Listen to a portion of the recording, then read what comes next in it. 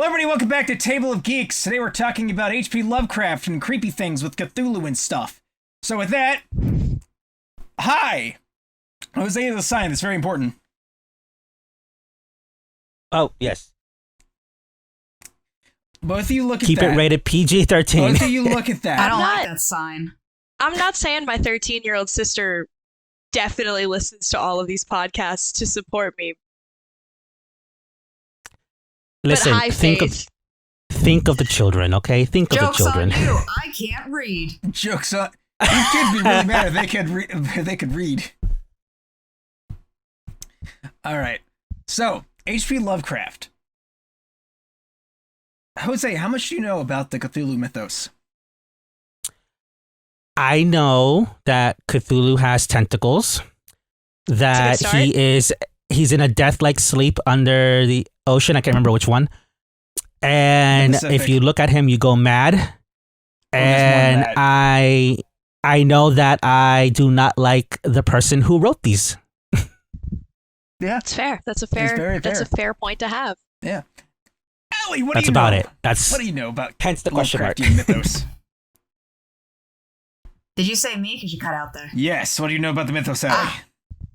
I know that there are tentacles. Mm-hmm. There's I opportunities. know that I still can't read. There's opportunities. I know that I have played 3 of the games: The Lost at Sea, Call of Cthulhu, and The Sinking City. Call of Cthulhu is the best one. I didn't know there were games. I can't. Yeah, they got a bunch of games. Oh, yeah.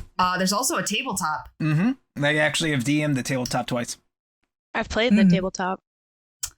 I know that I have the Necronomicon behind me. Ooh. Emma? Coots. Emma, I know. What's rule 1? Yeah. Don't touch Necronomicon. Rule 2 is don't put blood on the Necronomicon. What's rule 3? Don't touch the Necronomicon. It just starts repeating. Yeah, rule 4 is don't touch the Necronomicon. Yeah, rule 5 is Isn't that from that movie with the guy with the chainsaw? They took that from HP Lovecraft. Okay.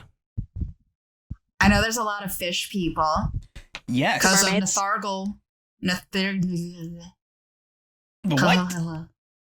Are you trying to speak Ryleth or something? What the fuck is going on over there? I mean, that's what all of their names are. If you want to have some kind of Lovecraft creature, just be like, oh yeah, this is the great Nerfukalple. And you're probably, talking about one of them. Allie, a little bit more phlegm when you pronounce the names, okay? A little more phlegm.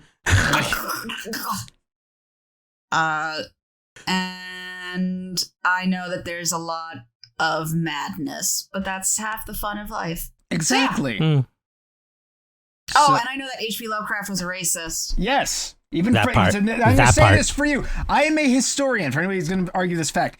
Even for the time he was alive in, he was a racist. It's not just, it was the 20s. No, he was a racist in the 20s. People were like, man, you're racist. He was not a good dude. So, Lovecraft had, when he was growing up, he came from a very noble family who had, incredibly, and I'm not using this as an excuse, just as, historical context, as to, I think, why he kind of felt like this. He came from a noble type family in the Americas. They slowly lost their fortune, and so they kind of had these, really high expectations. And he had all of these very intense views on race and class and what it meant to be a human being. And it made him incredibly opinionative and cruel and not correct. And that very much comes through his work. Typical angry white man. Yes. The more things change, the more they stay the same. That's all I'm going to say on that. Man, that hurts. What do you name his cat? I'm not going to say it. Yeah, no. As the only person of color on this podcast, I'm going to suggest y'all don't say that word. Oh, no, don't worry. I'm white as a ghost. I might be 2%, but I'm still white as a ghost. I'm good. He's a ghost. I'm Milt. Allie's I'm a cartoon. Yeah, Allie's a cartoon. I'm a cartoon character. Yeah. So I'm going to read an excerpt from one of my favorite things, and I'm going to get to you, Emma, all right? The most merciful thing in the world, I think, is the inability of the human mind to correlate all its contents. We live on a placid island of ignorance in the midst of black seas of infinity. and it was not meant that we should voyage far. The sciences, each straining in their own direction, have hitherto harmed us little. But someday the piecing together of disassociated knowledge will open up such terrifying vistas of reality, and of our frightening position therein, that we shall either go mad from the revelation, or flee from the deadly light into the peace and safety of a new dark age. That is the opening excerpt of Call of Cthulhu. And I love that opening line. Emma. Lovecraft knowledge, go. I would not consider myself a Lovecraftian expert by any standard, but I do really, really, really like Lovecraft's works. I've read a good couple of his short stories. I'm not as familiar with the longer, like full-length novels. I think really the only novel, I suppose, that I would say that I've read would be At the Mountains of Madness. But I really, really, really liked that one. No, that's not true. I read what's the Mind one where he goes back in time? I know you just read it. It's I did. I'm going through all of mine. The Starfish People. Yeah. The Starfish People are also in. It's the Shub-Niggorath. They're also in Mountains of Madness too. Hang on, I'm pulling up my because it's the same person from the Mountain of Madness. Is a continuation of his story. With all the ocean stuff, you think I would like this more. So you have numerous gods in the mythos, and Cthulhu is everybody knows Cthulhu, Mr. Tentacle Face. That's why there's hoodies of Cthulhu. He's a high priest, right? It's because he's hot. Is he? I mean, tell me you wouldn't want this. I wouldn't want this. Because there's a sign that says keep it PG-13. I feel a little called out. But, it is what it is. Can we erase it and make it NC-17? Allie. No, that's too much. Look at who posted that, okay? Last time we talked about creepy things, it was you and I who were the thirstiest. So yeah. Shadow out of time. Shadow out of time. That's it. Shadow out of time. No, wait, no, I can't. So there is Cthulhu. Cthulhu is the high priest. I need to put my phone on Do Not Disturb because people are messaging me. Oh, popular. You have friends besides us? I know, it's crazy. I don't know. People stand me. So other than Cthulhu, you have your words, not mine. Numerous other gods. You have Narleielefleele. Emma, do you want to cover any of the gods? Bless you. Yeah, so Narleielefleele, I did Bless you. read Narleielefleele. Narleielefleele is... Bless you. I think Narleielefleele... Bless you. That's really funny, actually. That took me a really long time to get. It took me way too long. Oh, look, the PG-13 rating's gone. Hell yeah! Yeah! For those of you listening... For those of you listening to us on Spotify or just an audio form, I have a whiteboard behind me and I wrote down keep it PG-13 because the last couple episodes we were thirsty as hell. But that's not fun. We all grown here, right? Last time I checked. So go ahead, talk about tentacles. So Narleielefleele is really cool. I really like Narleielefleele because bless you.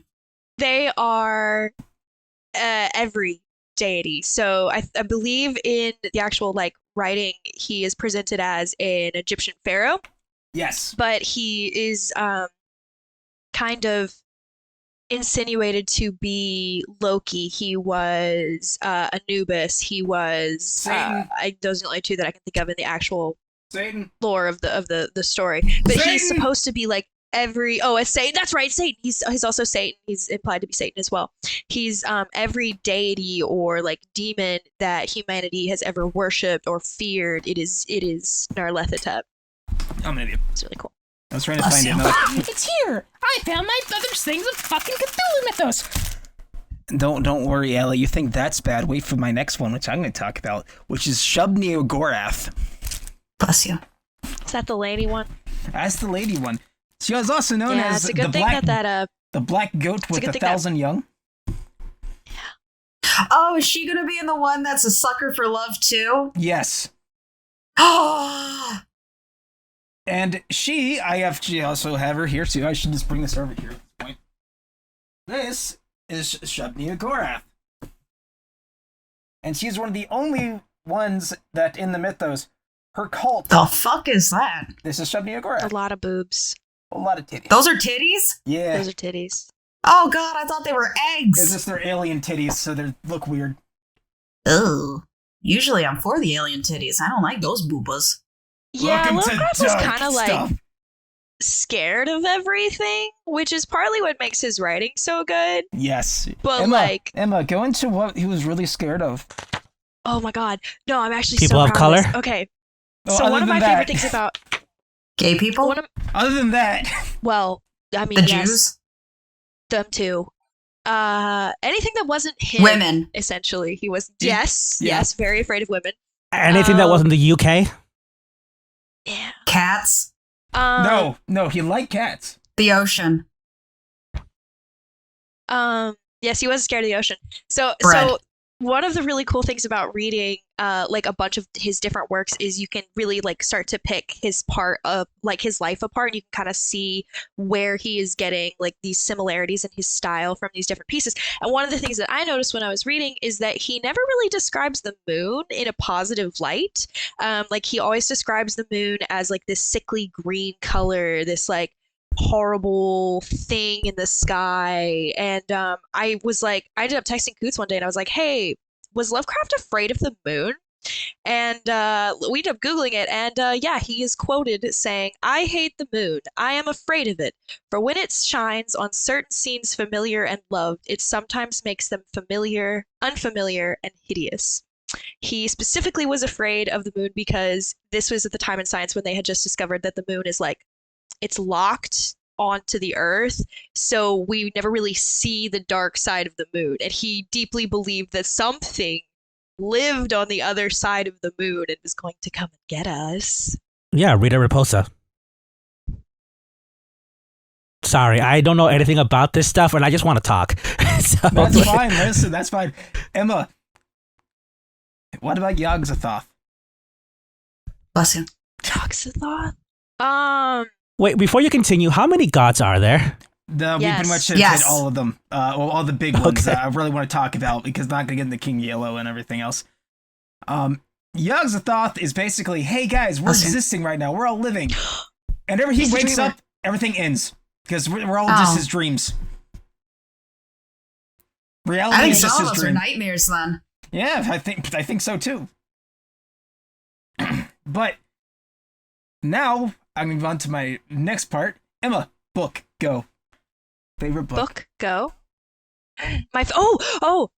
Yes, the book. So, my favorite Lovecraft story that I've ever written, good lord, Written. read. You are HP Lovecraft. Oh my gosh. Reincarnated? Run! As a I white say, woman? run. I'll just take a fuck. I mean, love myself, hug myself. Um, I'm gonna put a like a plushy toy in your hand when you did that. That's fine. I'm fine with that.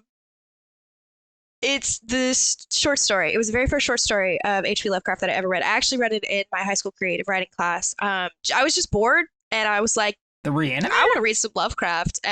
So it was the music of Eric Zahn, Oh, okay. and it is a short story.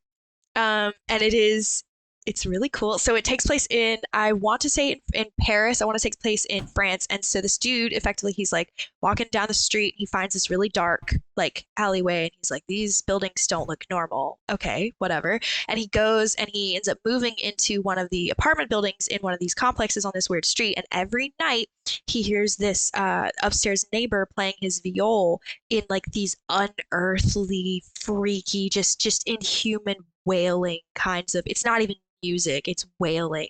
And I mean, if he wanted to say he was bad, he could just say, hey, can you not play your crap music in the middle of the night? I think he does address that, and his excuse was like the rent was so low, like what was he really gonna do? And he ends up befriending Set the this guy. guy's apartment on fire. He ends up befriending this guy. The guy lives in like the very top floor, and in the back window of his room is like this circular window, and instead of like looking out at the street, all you can see is darkness beyond it. And one day they're hanging out, and all the candles go out, and this dude grabs his viol and like starts playing this freaky ass music. Viol or violin? No, it's very important. I need to know the want to difference. say it's viol, Okay. but I could be wrong. So who It could puts be their violent. dick in the dark glory hole? Listen, that is a different thing. I was actually going to get to that movie. No, I love the glory hole I movie. do too. Jesus Christ, that truck. Yeah, that was a little loud. Yeah, I want to be in the podcast too. Bring. So go on, dark glory hole. Dark glory hole. As the guy's playing his viol, he like gets this feeling that like something is coming through, and like he's playing this viol to like keep it away. And eventually the guy like makes this like strangled sound because he's mute. He can't actually speak, and he makes this like horrifying like half scream, and then stops playing the viol, and he gets this sensation of like he's not alone in the darkness. And so he picks up the viol and he starts playing it like wildly until the sun starts rising, and then he promptly moves out and never goes back. And then years and years and years later, he returns to try to find the street, and he can't even find the street. The street itself is gone. And that is the music of Eric Zahn. It's my favorite. Questions, class? So do you think is it- Hitler was a nightmare in Lovecraft's world, or do you think he was like, he had some pretty good ideas? I'm pretty sure Lovecraft died before he rose to power, so I don't even think he knew who Hitler was. Do you think he would be like, he was a dream come true? Or do you think he'd be like the rest of normal society? I think he'd be like the he rest. was fucked in the head. I think like the rest of normal society, to be honest with you, even though, yes, he was a Do you bit think racist so? and weird. I do. I know, actually, no, thinking about it, no, he was a socialist. That's right. Everybody was a socialist. Yeah, I know he probably was like, yeah. But listen, Well, he's dead. and he He's didn't like dead. Jewish people. Yeah, I was thinking more the hating of the people of color less than the socialism part. But That's true. Do you think he ever used a glory hole? Because that's No. a dark hole, and I think there's a few that have dark holes in them. Yep. I wonder who was in his closet. his wife. That That is actually very funny because that's a double entendre right there. So, I'm gonna go into my favorite book now. Yes. Shadow over Innsmouth is my favorite book. And if you want to, the creepiest book he wrote, in my opinion, is The Shadow over Innsmouth. Because it deals with this guy going, oh man, my uncle left me a bunch of stuff this place called Innsmouth. I want to go visit it. Oh look, there's a big reef out there. What's that called, weird person with bulging eyeballs? Oh, that's called Devil Reef. Oh, okay. What's that? Oh, that's the temple. The temple to who? Oh, that's the temple to our god. Okay, who's your god? Dagon and Mother Hydra. Okay. Goes to get hotel room, goes into the hotel. Suddenly fish people attack. He later finds out, oh, these are people that turn into fish because of the ancestry of a ship that basically asked to be brought here. And then, the very end of the book, he's like, and yet I'm still having dreams of the sea and me venturing into it. Basically, he was a descendant of the ship captain, so in the end of the book, he starts dreaming about returning to Innsmouth and going to Devil's Reef where all of them collect. And I have... This is a deep one, and the metamorphosis of a deep one. Mermaid.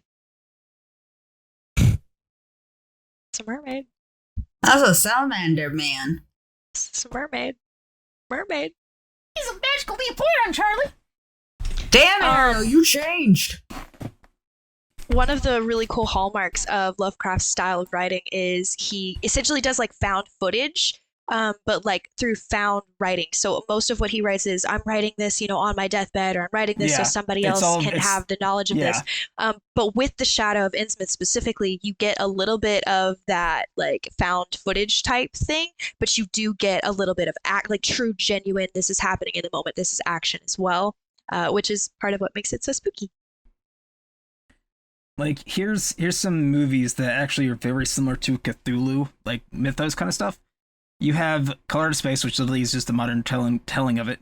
The Mist in the Mountains of Madness, Dagon, The Lighthouse, Glorious, Event Horizon, The Reanimator, Hellboy. Like, there's a lot of Lovecraftian themes in even modern movies. Like, a lot of people take the ideas from his books and implement it into modern day horror. because eldritch horror is something that's terrifying, but not always done the best.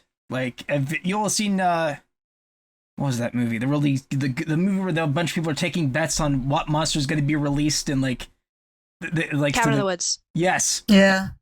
That movie is Lovecraftian. Literally, it is a Lovecraftian movie. Technically, I was thinking about this last night. SCP is Lovecraftian. Lovecraftian. It is. Jose's like, I still don't know what's going on. The biggest thing about the Lovecraftian, or one of the largest things about the Lovecraftian like style of art, is this fear of the unknown, that something that is hidden is innately more terrifying than something that you can see or something that you know. So yeah, I think an issue I'm scared of this podcast episode. An issue that a lot of modern horror writers, video game makers, Mythos, anything in regards to creating something, quote, original, is a lot of people who try to do Lovecraftian-esque horror tend to make it a little too superfluous or pompous. Well, they try to explain too much. Yeah, the main purpose of Lovecraft's horror is he is exploring what terrified him. And he is, in his own way, explaining it in how he sees it. This is how he sees the moon. This is how he views the creatures that are in the ocean. The world is terrifying and has no rhyme and reason, and this is why. We are all unreal. Everything is not true. And because those ideas have now been out there and entered the human subconscious thanks to Lovecraft, it can be very hard for people to try to put their spin on it because they try too hard. Everything that he does is basic things that terrify people. And that's what makes it work so well.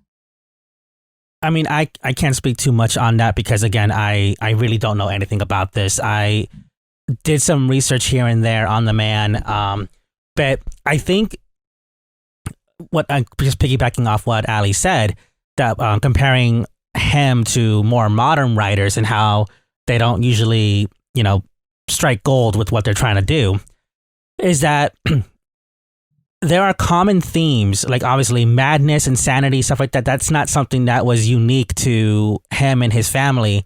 We've all experienced people who, either through old age or some other, they experience traumas, so that's something that we all know exists and it's very much out there. But so he wrote about something that is rather common, just like these modern writers are doing, like Ali said, but he was doing it from his perspective, what he experienced, which adds a little bit of uniqueness to it. We talked about all his fears. He feared the moon. He feared this. He feared that. But obviously, I think one of the things, just judging from what you guys are saying and from the little bit that I've read myself, I think the biggest thing that he himself feared was madness, because what was the main theme in all these stories? What is the common thing? That was madness. What happened to his father and then eventually his mother? They both went mad and ended up taking their own lives, if I'm not mistaken. That's traumatizing, and not only that, if it happened to your father and then your mother, can it happen to me? When will the day come when madness takes me?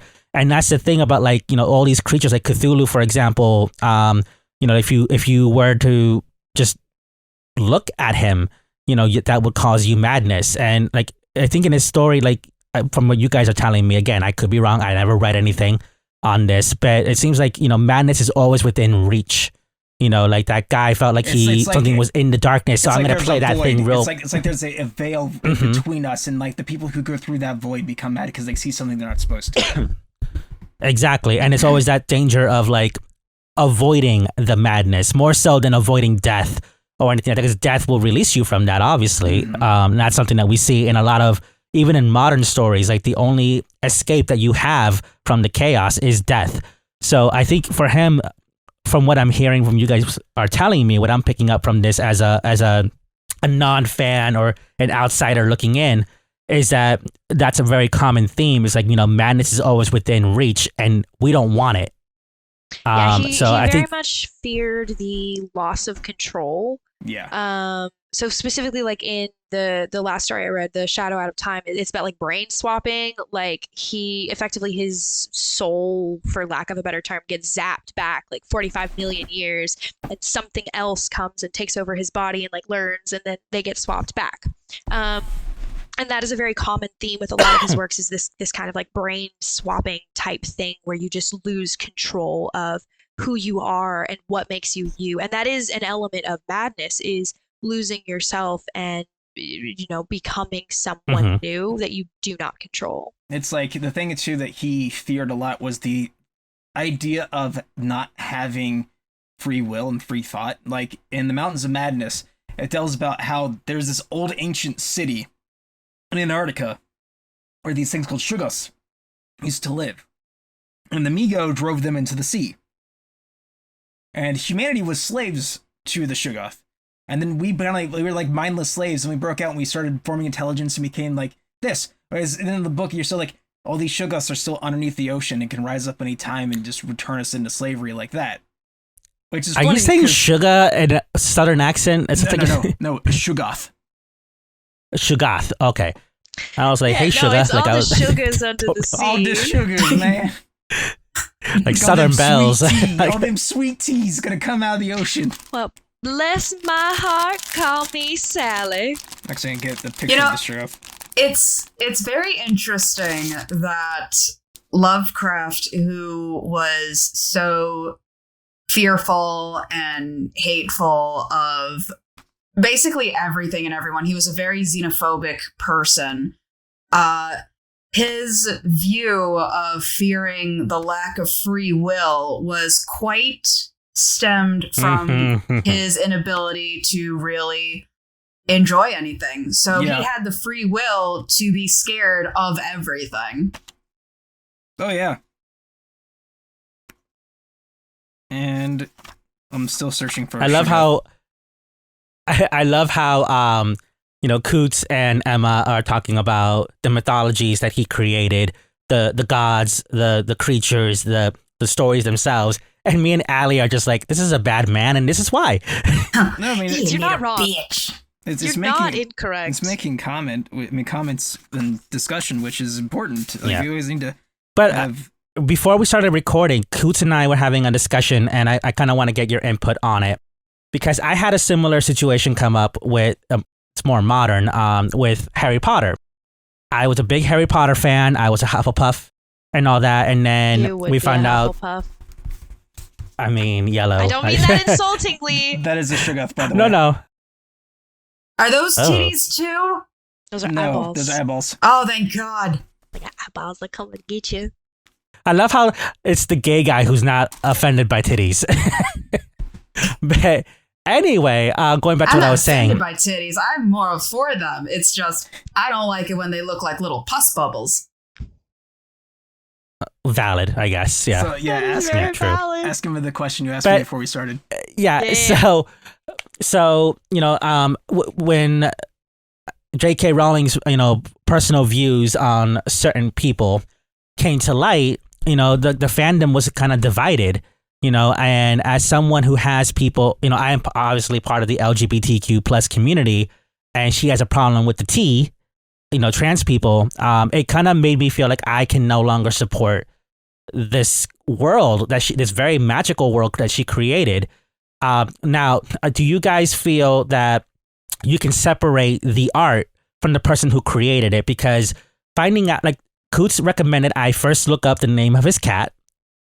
And then after that, I looked up the author himself because I wanted to know about him before I looked into his work. And that's when I found out, that he was racist, that he didn't really like the way things were in the U.S. He thought that we never should have really separated from England, from England and stuff. He had those very radical views, and things that unfortunately we see in some people today, even in this country. So it made me not want to do the research on or even do this episode But I said, you know what? Let me look at, because I mean, I don't have a problem with Coots or Emma. I don't think that either one of them share his views, and they love this stuff. So let me go ahead and find out why. And it's for that reason that I did the research that I did, and I looked up some of the creatures, the gods, and all that. And actually am here speaking on this episode. But do you guys ever have a problem separating the art from the artist? Or do you feel like if the artist is bad?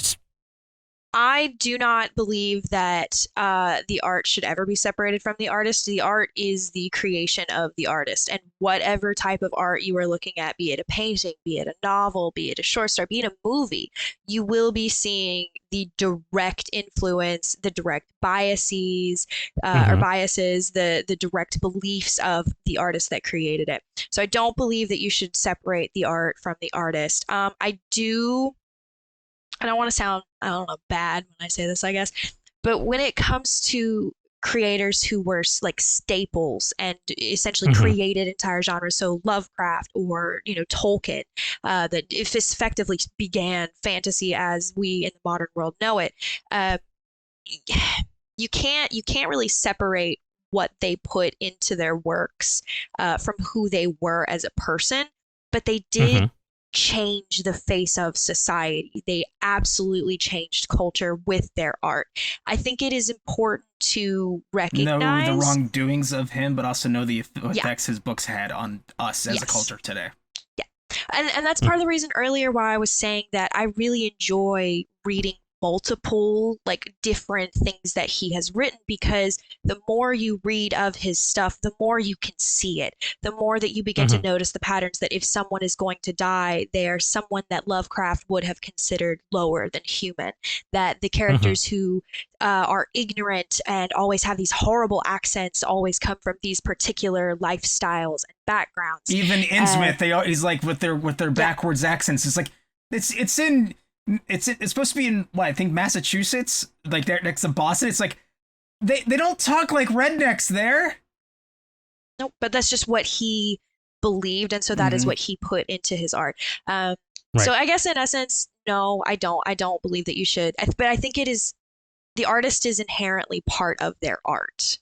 Right. No, and that's excuse me, and that's a point I'm trying to make is like when I say separate them, I don't mean ignore necessarily the creator, but for someone like me, I agree to what you say, where I can't separate the artist with the art. It was a conflict that even with Bill Cosby and the Cosby Show.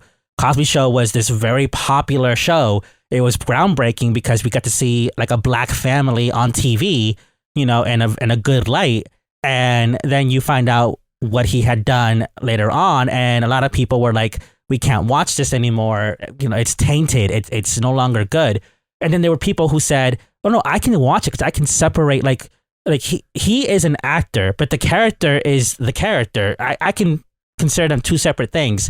So for me, I could not do that. I could not separate the artist from the art. That's why I can't bring even though I have someone in my life that I love a great deal, they're actually my favorite, one of my two favorite people on this planet that are not family. And he is family, sorry. But anyway, he's trans.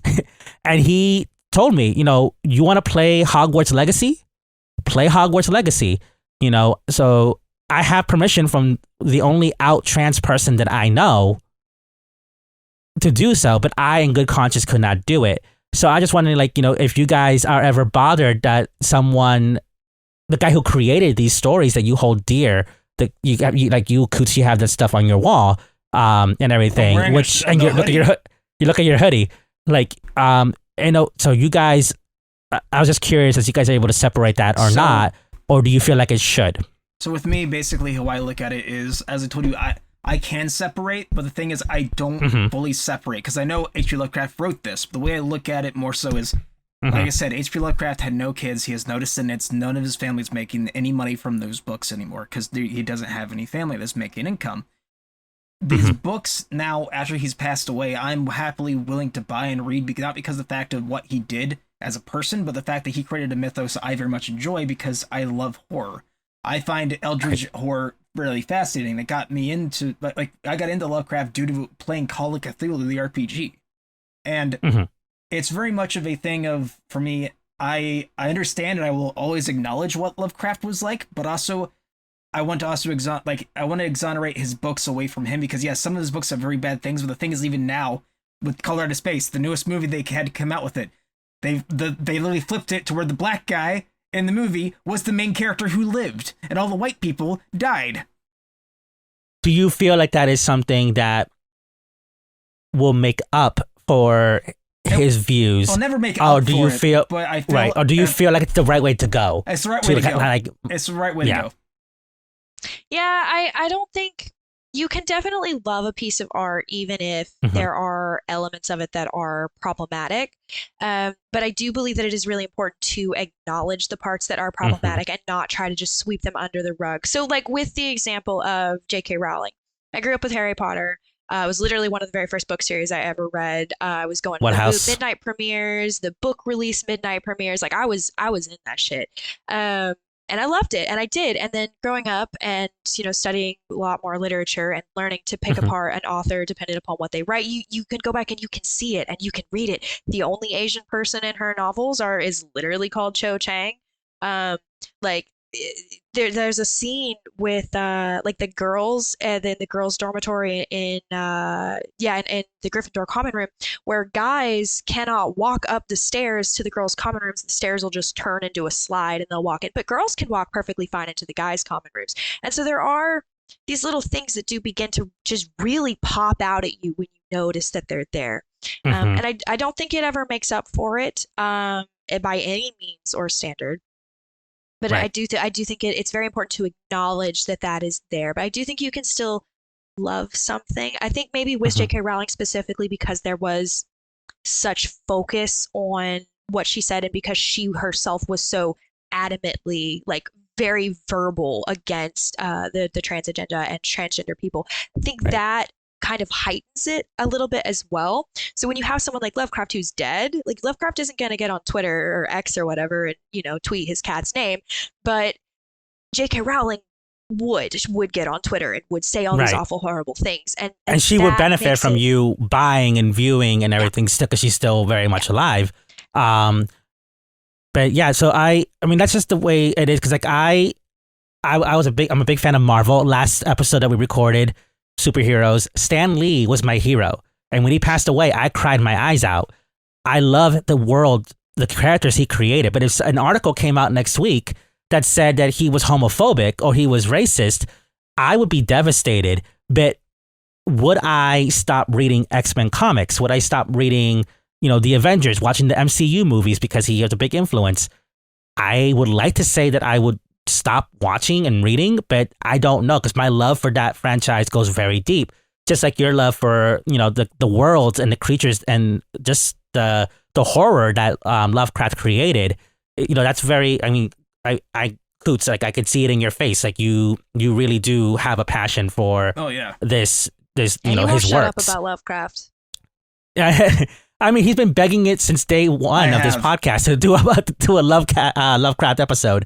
So, I just think that I personally have a hard time, because my first exposure to Lovecraft was that. Yeah, same. Like that was my I read first about the man. too.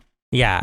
So I don't know. Like I am intrigued by a lot of the stuff that you guys are saying, because it's like I feel like the world he created really fucks with your mind. It does. It seems like something that I might be interested in, but one thing that I would say when it comes to separating the art from the artist. So I have Hogwarts Legacy. My sister is really into Harry Potter and everything. She's 13 now. She just started it, and she's too young to understand those kinds of situations and transgender people. She doesn't go on Twitter. She doesn't know anything about J.K. Rowling as a person. And I think one of the best things to ever happen when it came to Harry Potter or Marvel, like you mentioned, if all of a sudden Stanley was to apparently have been, homophobic. He's not, just as clarification, or if he was, nothing's been released. But the fact that for as much as any of them, or J.K. Rowling, I'm going to stick with her, could complain about trans people, there is the simple fact that whether she likes it or not, transgender people every single day were referencing her books, telling how this was their interpretation, and she would get so angry that it would make her stay up at night needing to think of different ways to try and jab at people. The idea that her artwork has been taken from her, whether she likes it or not, and used to explain why it is okay to love people that are different than you, view the world as a wonderful and magical place, no matter who you are or what ethnicity you are or anything like that, I think is wonderful. Because one, fuck her. For Lovecraft himself, same exact thing. He was terrified of the world. He was an absolutely miserable person when it comes down to it. But his fear and horrible life created these books and this universe that people adore. But the main thing to remember about that is he had a miserable life. He died in poverty. His parents killed themselves. Yeah, exactly. He killed himself. He was absolute. When it comes to being people, he was kind of scum. But from that, and that's also why a lot of the people who try to replicate his work in their own way fail. They don't have the same viewpoints as him. Yep. And they're better for it. When it comes to Marvel and everything, once again, exact same thing. I'm sure there are artists where they've been racist, homophobic, transphobic, hatred of all kind. But at the same time, it does not matter because what they have worked with, X-Men, I think it's Captain America. One of them is homosexual, I think. But Batwoman, she's in DC. Batwoman, yes. Fuck me. But you know what I mean? Where it's like they can hate however much they want. It doesn't matter. Their work is out there and people are claiming it. And the world is morphing it to where it's no longer theirs. Yeah. So they might still be getting money from it. That's not really something that we can stop. That's capitalism for you. There you go. But and Lovecraft can't because he's gone. Yeah, Lovecraft can't. It's public domain. But I'm thinking about like the people that are in like today's society. They'll make money off of it, whatever. They've already made buku bucks. They're set for life. But the people that the generations that are growing up now, they can find out, hey, listen, just because the person who made this was a horrible person doesn't mean you have to be. Doesn't mean that you don't have to appreciate this world and take from it the values that you are learning. And you can still love whoever you want, however you want, and gain rather than get this hatred. You know what I mean? And that's something like I don't judge. I want to make this perfectly clear. Coots, Emma, I do not judge you guys for liking this. I'm the kind of person that my struggle, my opinions are my own. I don't have to drag y'all down with me. You know what I mean? So, because even like you guys get something beautiful out of this dark thing that was created. I don't know that beautiful is the word. Creepy. The way that Coots is talking about it, I mean, he's in love. I find it beautiful because I have a very dark, twisted mind because I've seen some very dark, twisted things in my life. And it helps me compartmentalize it in ways, and that's why I love horror just in general, because horror helps me see things that I'm just like, oh, this is something distracting because I've seen worse stuff than this, but this is something that takes my attention off of that idea. Yeah, and there's something darkly beautiful about the human mind. I know, Emma, you said you study stuff like that, you know, because you're currently in school, correct? And stuff. So, like, there's something darkly beautiful about the human psyche and where it can go, to the depths that it can go to. And I think Lovecraft's work really shows that. So I can see something very darkly beautiful about that work. And you guys see that. So it's like, I'm not going to like condemn y'all just because the guy who created it is an asshole, or was an asshole. But moving on to more on the HP Lovecraft stuff, get back on topic. I have 2 questions for you guys. The first one is this stuff in public domain? Because yes. That's why you see it used in so many different things. Yeah, okay. I downloaded the book that I have on my phone app for free because it's public domain.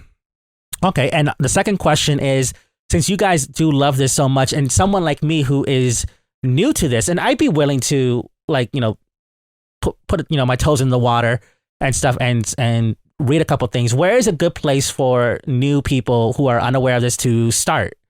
Short stories. Yeah, it's short stories.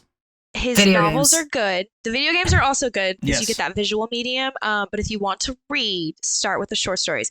Because as I was saying earlier, how he does a lot of the found footage type thing, it can be kind of grating to read. It can come across as very boring, especially because typically in the first part of the stories, the narrator will have to be like, "Oh, and I am this professor from this Mr. Tonic University. Mr. Tonic University, and I have all these credentials, and I could never be of not sound mind and body," and it's a little boring, I'm not gonna lie.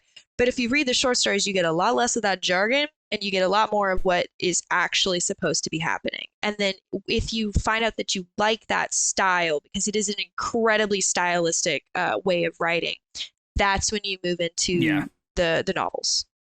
I would say that, like most things in life that are joyful, you gotta prep yourself. Yes. So go with the movies and the video games. Glory Hole, Call of Cthulhu. Colorado Space. Wait, is the movie actually called Glory Hole? Yeah. Oh Lord. Okay. Yeah.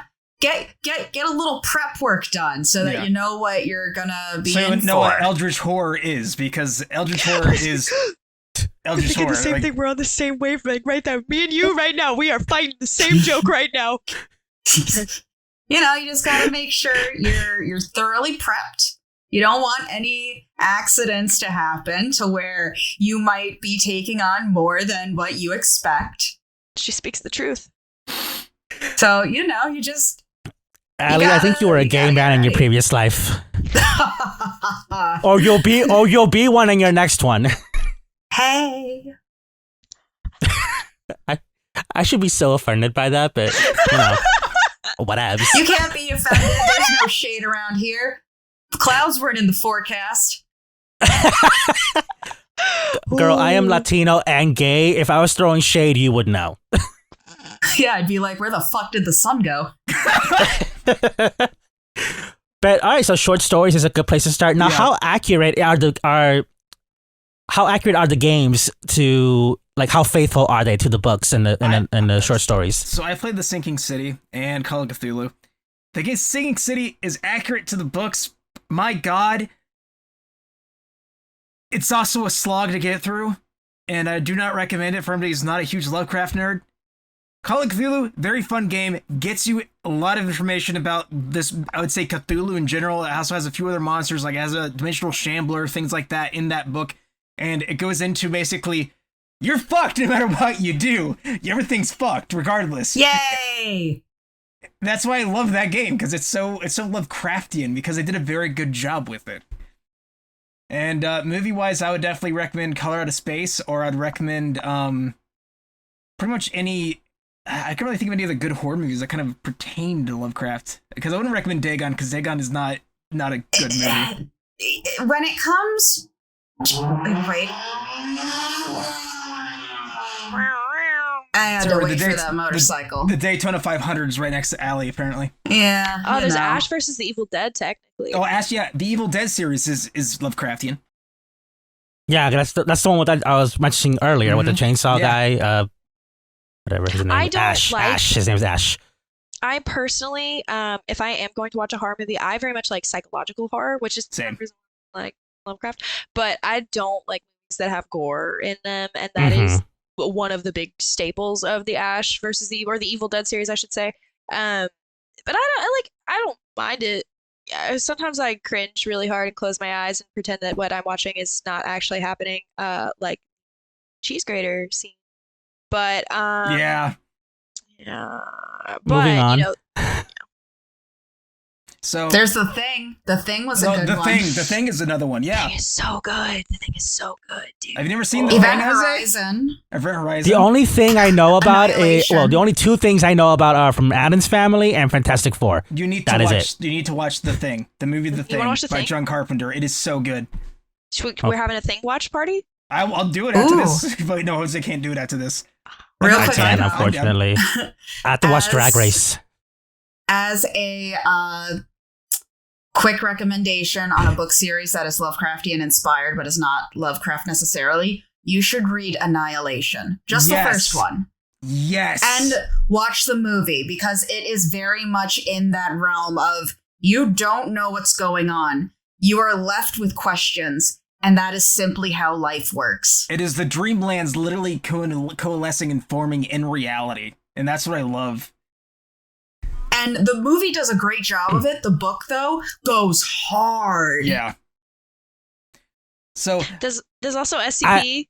yeah. Just anything SCP, because a lot of that is some of it's just like whatever. Like there's like a never-ending coffee mug and like paper airplane But like dragons that I was reading about. SCP-096, that is the Yeah. Lovecraftian thing. If you look at it even in a photo, it's just going to immediately hunt you down. There's no way to stop you. You're just going to die. Yep, there's this fear of the unknown, this thing that is coming for you, that you as a mortal, there is nothing you can do to stop it, that it is greater than you. Very, very Lovecraftian. Another Like- fun book would be A Lonely Broadcast by Kel. Oh my god, I'm gonna mess up their last name. Just look up The Lonely Broadcast. They're a great writer. They used to write for Creepypasta, and A Lonely Broadcast is, I believe, the first book they've come out with from last year, and it's great.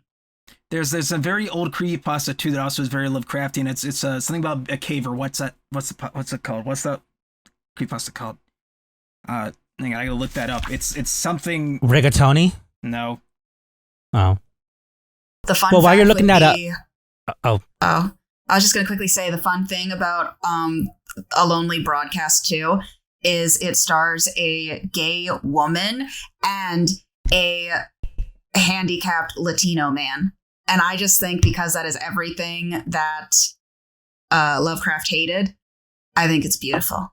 It's called Ted I the would agree. Caver. If that's a good creepypasta, it's very Lovecraftian as well. It's called Ted the Caver. Well, I have this mystical, powerful object here called an iPhone, which is I'm able to use Google on it.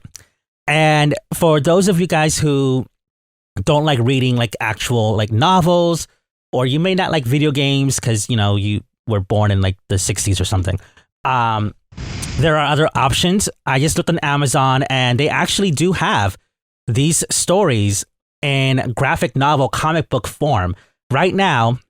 And this is not sponsored by any means, but on Amazon they they have the Call of Cthulhu graphic novel.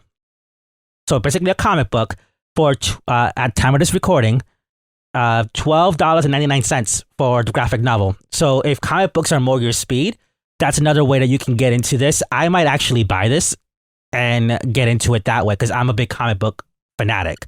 I think comic books. Eric's on. I'm telling you, get hooked. And It's And so the good. Reanimator. And I'm just saying, by looking at this, I also accidentally just found Coot's next Christmas present. So, Real quick But, before we go, I wanted to talk about two things, and I saved these pictures for this exact reason, because I'm gonna end this with a bang. Because Emma, you're gonna know at least one of Giggity. these. You're gonna know both. One No is news. this creature is called the Hound of Telos. I bought Puppy! one of those. I didn't buy it. I ran Oh, from the it in doggo. the RPG. The Hound of Telos, when it hunts you, you're the only one who can see it, and it can hunt you down anywhere. And the way it comes after you is it comes out of any 90-degree angle. I love So- puppies. Walls. I was and going it to say will- it's a canine and it will alley. just rip you apart. That's fine. And then there is this guy called Amigo. They're The from bugs. Mars. I'm sorry, they're from Pluto. Amigo? No, Migo. Migo. Oh. Not Jose amigo. says friend. That's a big friend. Migos iPets? basically go, I'm going to take your brain, I'm going to put it in this jar right here, we're going to do experiments on you. Okay. And Great, they're mind flayers. No, they're worse. They'll be like, all right, we're going to put brains in a jar, and we're going to send those brains... Allie, what? Yeah. Why are you creating nodding? I was just saying, go on, just I'll I'm frown and interested, shake I'm my invested. head. So, like, there's a module where basically the Migo, like, you're in a plane, and all of a sudden you wake up, you're just in this different house where there's a whole murder scene. It's because Migos kidnapped you in the plane, put the brain inside a jar, and basically you woke up as somebody else because they put your brain in somebody else's head. That's what Migos do. Or they make a kid into an octopus. Like, they just do really fucked up shit. I mean, I don't think being an octopus would be the worst thing in the world. No. Technically, they are tentacles. sentient. Can they put me in Michael B. Jordan's body? Maybe they're Migos. Just they're not going to take your recommendation. But they're like, we can put this brain inside of a turtle.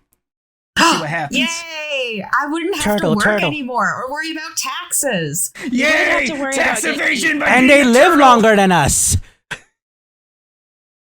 Sign me up. Not paying taxes. You're making this sound like not a horrible thing. Or are we just twisted? That they were trying to say, oh, now you're in the body of the murderer, now you're going to go to jail. Okay, I'm going to plead insanity because clearly I'm absolutely insane because I don't know who these people are. I don't know who I am. I was apparently living another body. So now I get to live in a soft, comfy room where I can bounce off the walls. It literally also gender swaps, and if you die, they send you to another body. And okay, you get so killed. I can play with my own dick. What's the problem? There are a couple straight guys that I'm into, so that could work if I get put into a woman's body. So play with some booba. Nothing wrong. Bouncy. Yeah, see, you got plenty of squish now. So I'm gonna say this. I love this episode because this started here with Cthulhu, and then ended up somewhere way over there in a baseball field, and I fucking love it. That's so you have Ali and Jose on your podcast. It's never going to be clean again. This episode is Lovecraftian as shit because it just derailed so hard it became the Lovecraftian. Welcome to madness. Yes, welcome to madness. But the definition of madness is doing the same thing over and over again and expecting something different to happen. And yet we're still here. And we're still here. That is probably one of my favorite culture jokes of all time, by the way. We're mad here. Everybody's mad here.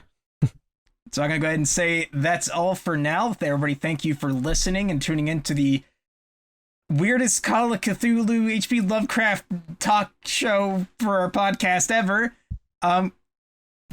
Jose? I'm just going to say my biggest complaint is that y'all didn't bring your tentacle game. You guys barely talked about tentacles in this podcast episode. Thank you. Thank you. I appreciate that. It was on my book. It was erased. PG-13. I'm only worried. You ruined my entry. I'm only wearing Cthulhu with tentacles over his face. I want to hear it. Title. Okay. I got tentacles on my arms.